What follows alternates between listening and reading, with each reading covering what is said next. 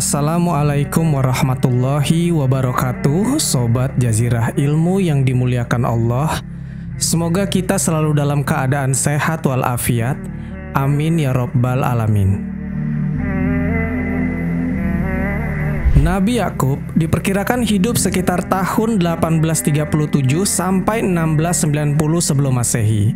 Dan beliau diangkat menjadi nabi pada tahun 1750 sebelum Masehi. Berdasarkan garis keturunannya, Nabi Yakub ini adalah putra dari Nabi Ishak bin Ibrahim. Artinya, Yakub adalah cucu dari Nabi Ibrahim alaihissalam. Menurut suatu riwayat, Yakub diutus di sebuah negeri bernama Kanaan di Palestina. Ada pula yang mengatakan beliau diutus di sebuah desa bernama Nebulis. Dan di desa itulah Yakub hidup dengan bercocok tanam dan memelihara ternak. Yakub dilahirkan sebagai anak kembar. Kembaran Nabi Yakub ini bernama Is. Nah, kehidupan antara Yakub dan Is ini tidak berjalan rukun seperti anak kembar kebanyakan. Karena Is menyimpan dendam dan iri hati kepada Yakub. Yang memang teman-teman, Nabi Yakub ini lebih disayang oleh ibunya. Karena itulah Is membenci Yakub. Ditambah lagi, suasana menjadi semakin buruk dan tegang manakala Yakublah yang diajukan oleh ibunya ketika ayahnya meminta salah seorang anaknya untuk diberkahi dan didoakan. Sedangkan waktu itu Is tidak diajak, bahkan tidak diberitahu sama sekali oleh sang ibu. Akhirnya, setelah kabar itu sampai ke telinga Is, dia pun menjadi tambah kesal. Sebab dia tidak mendapat kesempatan yang sama seperti Yakub yang mendapatkan berkah dan doa dari ayah mereka, yaitu Nabi Ishak alaihissalam.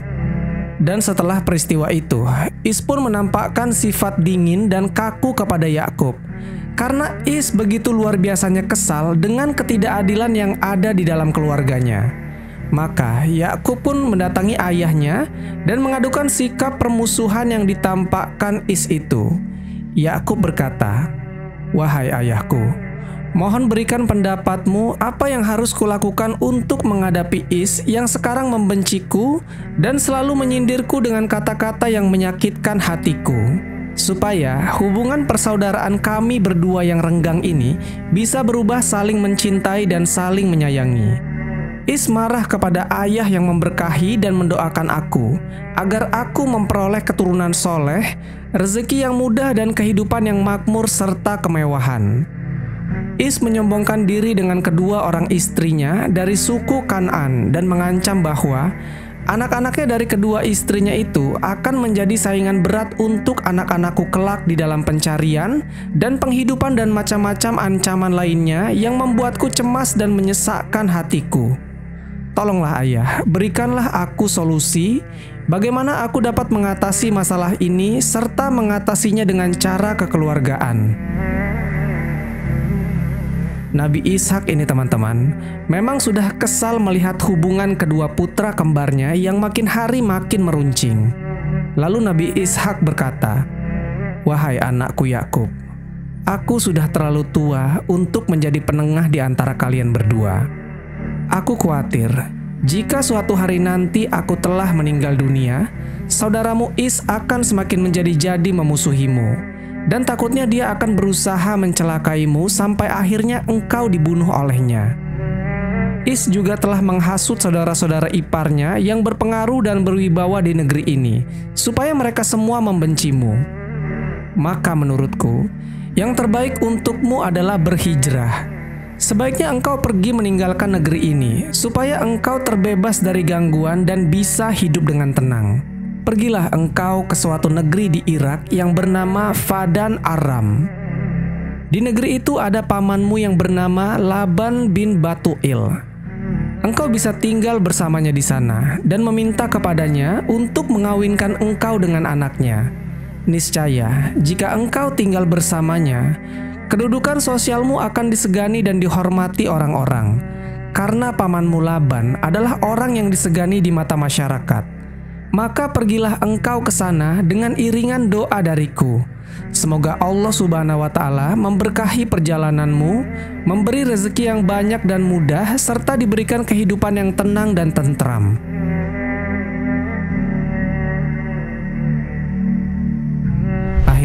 Akhirnya, setelah mendengar saran dari sang ayah, Nabi Yakub pun langsung berkemas dan mempersiapkan barang-barang yang diperlukan selama dia dalam perjalanan menuju tanah Irak.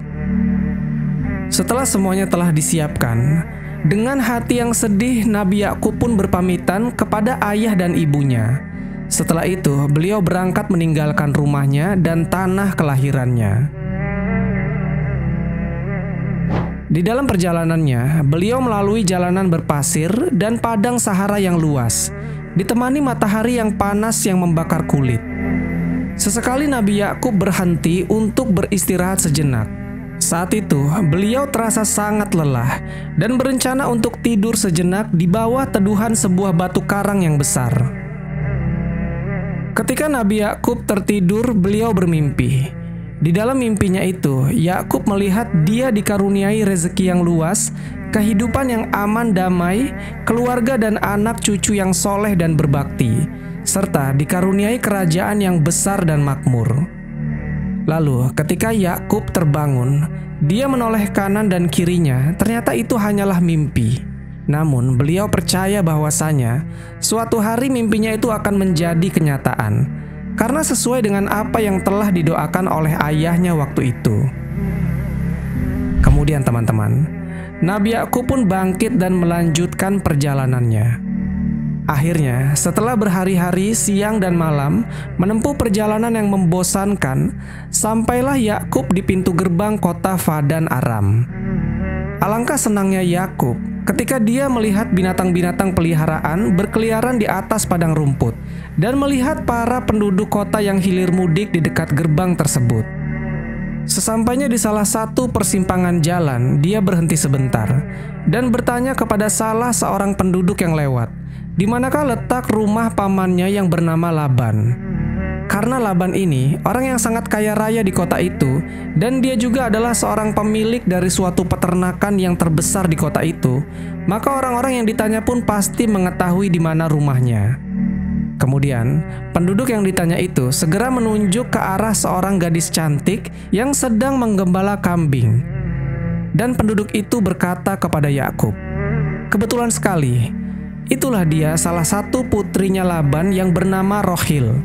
Itu perempuan yang sedang menggembala kambing. Mintalah kepadanya untuk mengantarkan engkau ke rumah ayahnya."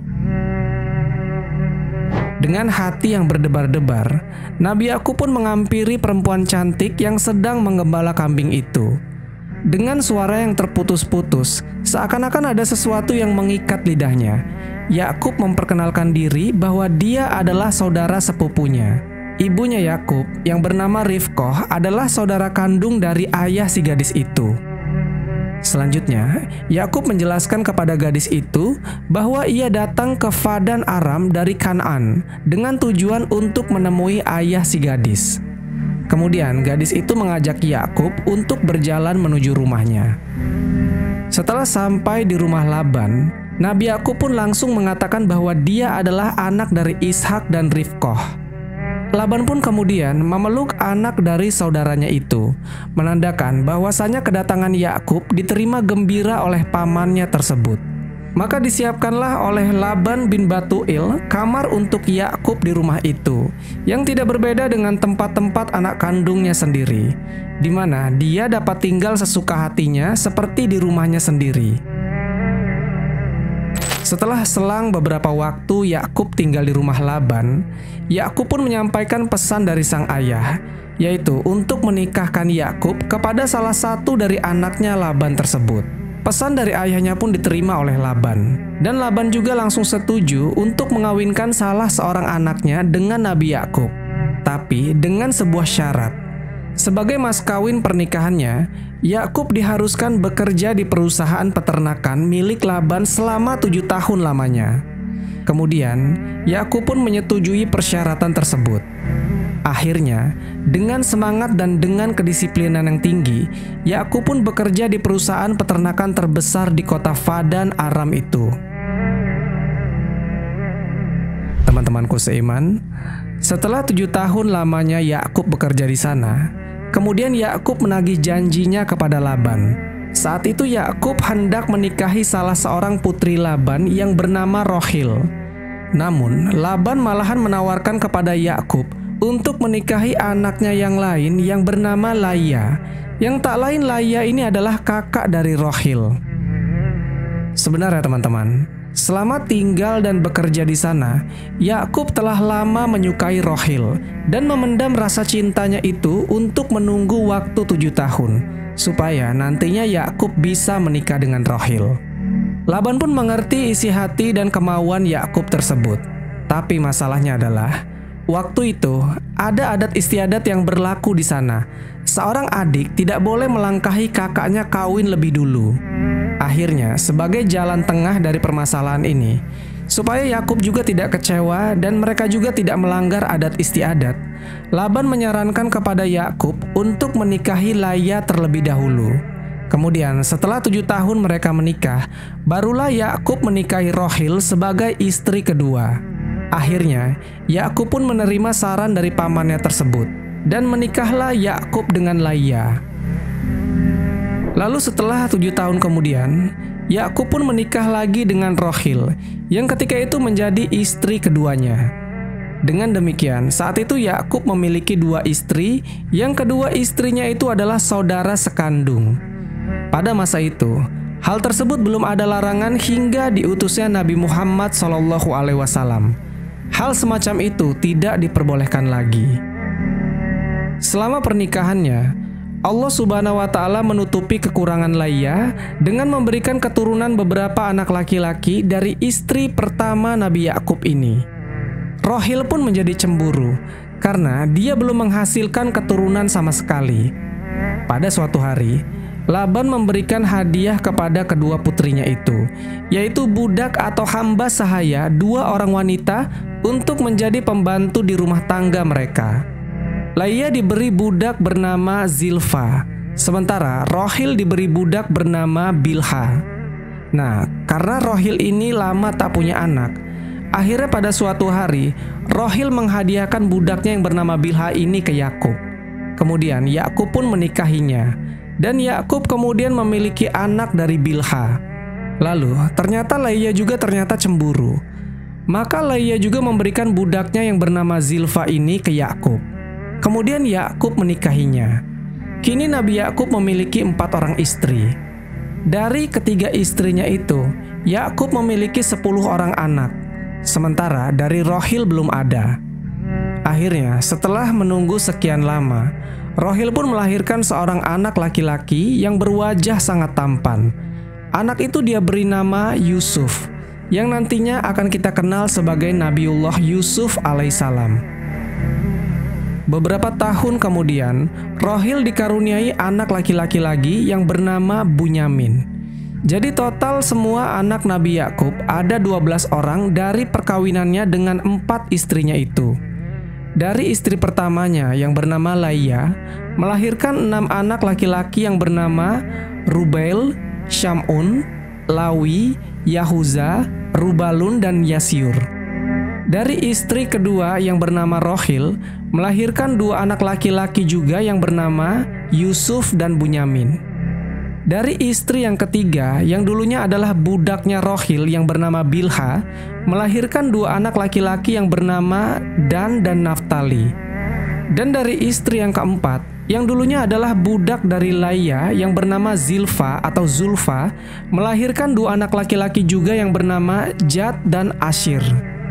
Jadi semua anak Nabi Yakub ini berjenis kelamin laki-laki yang jumlahnya ada 12. Yang nantinya akan muncul 12 suku besar dari kelompok Yahudi. Yang semua bangsa Yahudi berasal dari 12 anak Nabi Yakub ini. Kisah ini bersumber dari literatur Israiliyat milik ahli kitab, yang juga dinukilkan oleh Imam Ibnu Katsir di dalam kitabnya Qisasul Anbiya, dan juga beberapa ulama lainnya dalam kitab-kitab tafsir mereka. Sobat Jazirah Ilmu yang dimuliakan Allah, kisah tentang Nabi Yakub selanjutnya adalah ketika Nabi Yakub bertarung gulat dengan Allah, dan Yakublah yang menang. Kisahnya seperti ini teman-teman. Pada suatu perjalanan di malam hari, ketika itu Nabi Yakub membawa ke-4 istrinya dan ke-11 anaknya. Saat itu mereka sedang berada di tempat penyeberangan di sungai Yarmuk. Nabi Yakub menyeberangkan satu persatu anggota keluarganya itu, hingga tinggallah Yakub seorang diri. Lalu saat itu ada seorang laki-laki yang bergulat dengan Yakub. Pergulatan itu terjadi sampai subuh. Nah, ketika pria yang bergulat dengan Yakub ini melihat bahwa dia tidak dapat mengalahkannya, pria itu memukul sendi pangkal paha Nabi Yakub, sehingga sendi pangkal paha Yakub pun terpelecok ketika dia bergulat dengan orang itu. Lalu pria itu berkata, "Biarkanlah aku pergi karena fajar telah menyingsing." Kemudian Yakub menjawab, "Aku tidak akan membiarkanmu pergi sebelum engkau memberkati aku." Kemudian pria itu bertanya, "Siapakah namamu?" Nabi Yakub menjawab, "Aku adalah Yakub." Lalu pria itu berkata, "Namamu tidak akan disebutkan lagi sebagai Yakub, tetapi Israel, sebab engkau telah bergulat melawan Allah dan manusia, dan engkau menang." Kemudian Yakub berkata, "Katakanlah juga siapa namamu." Pria itu menjawab, "Mengapa engkau menanyakan namaku?" Kemudian diberkatilah Yakub di situ. Lalu Yakub menamai tempat itu dengan nama Niel, sebab katanya, "Aku telah melihat Allah berhadapan muka, tetapi nyawaku tertolong." Lalu tampaklah kepadanya matahari terbit, ketika dia telah melewati Niel, dan Yakub berjalan pincang karena pangkal pahanya. Itulah sebabnya sampai sekarang orang Israel tidak memakan daging yang menutupi sendi pangkal paha, karena dia telah memukul sendi pangkal paha Yakub pada otot pangkal pahanya. Teman-teman yang mendengar kisah ini pasti bakalan bertanya-tanya, kok bisa ada orang yang berduel sama Tuhan? Kisah yang terdapat di dalam kitab Kejadian 32 ayat 22 sampai 32 ini, memang kisah ini membingungkan para pendeta, sehingga mereka mencarikan penafsiran yang cocok untuk menutupi keganjilan dari isi kitab mereka. Di dalam Islam sendiri, sosok Allah Subhanahu wa Ta'ala adalah zat yang maha besar dan maha perkasa. Bagaimana mungkin bisa berduel dengan manusia yang sejatinya manusia adalah ciptaannya? Tentu saja, mudah sekali untuk Allah Subhanahu wa Ta'ala menghancurkan manusia. Dan untuk apa Allah bersusah payah bergulat sampai pagi? Di akhir kisah, Nabi Yakub tinggal bersama anaknya, yaitu Nabi Yusuf di Mesir.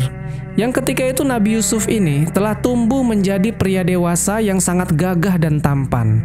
Dan Yusuf juga menjadi pembesar di kerajaan Mesir. Kisah lengkap Nabi Yusuf bisa teman-teman tonton di link yang ada di pojok kanan atas. Menurut sebuah riwayat, pada usia 147 tahun, Nabi Yakub wafat dan dimakamkan di Mesir. Sebelum beliau wafat, Nabi Yakub berpesan kepada seluruh anak-anaknya agar selalu taat dan berada di jalan Allah Subhanahu wa Ta'ala. Wallahu a'lam bishawab. Jadi itulah kisah Nabi Yakub. Semoga kisah ini bermanfaat. Lebih dan kurangnya mohon dimaafkan. Yang benar datangnya dari Allah Subhanahu wa Ta'ala. Khilaf atau keliru itu datangnya dari saya pribadi sebagai manusia biasa. Sampai ketemu di kisah-kisah seru yang penuh makna selanjutnya.